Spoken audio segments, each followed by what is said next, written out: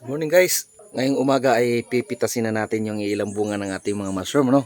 May ilang bunga na. So, nakagulay na tayo ngayon. Tara.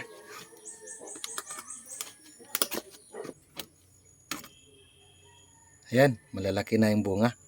Pwede na natin itong pitasin. Pangalawang harvest na natin to guys. Nung una kasi, hinarvest ni Mrs. Hindi ko na videohan. Gawa nung umalis ako. Umalis ako nung umaga. Hindi ko na videohan.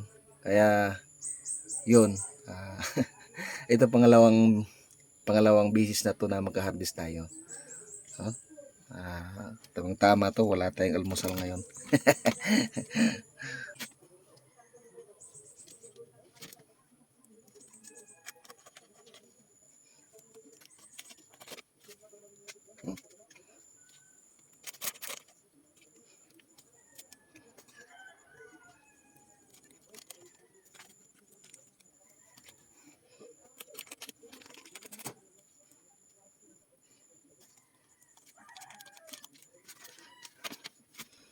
Kailangan bubunutin natin kasi pag may maiwan siya, yun yung magiging haharang dun sa pangalawang susunod na mga bunga.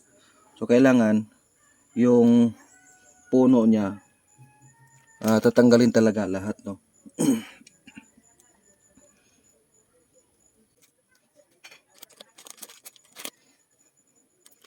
Pagka nabubulok kasi yun, baka yun pa yung magiging sanhi ng contamination niya. Kaya yung mga susunod na bunga, hindi na siya mabubuhay. Kailangan uubusin talaga siya.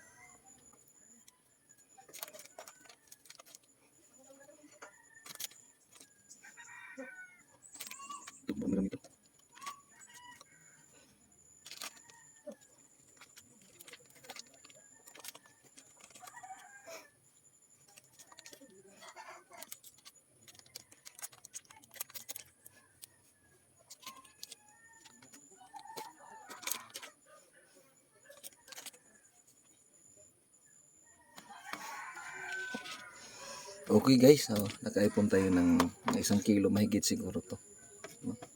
Tara, lutuin na natin.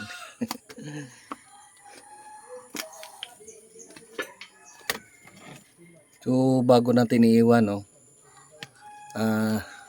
pagkatapos nating harbisin ay didiligan natin para maiwasan nga matuyo, no? So dilig para makabunga uli.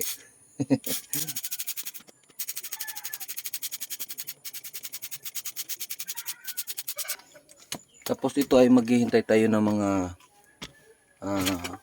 4 to 5 days. Kasi may mga maliliit na pinheads na naman.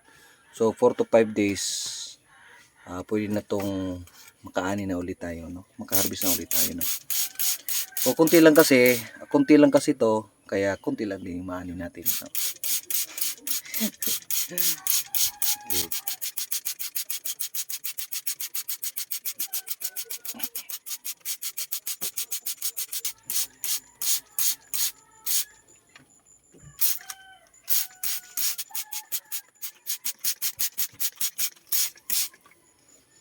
Okay, guys, hanggang sa sunod na update na naman dito sa mushroom. Sige, bye-bye.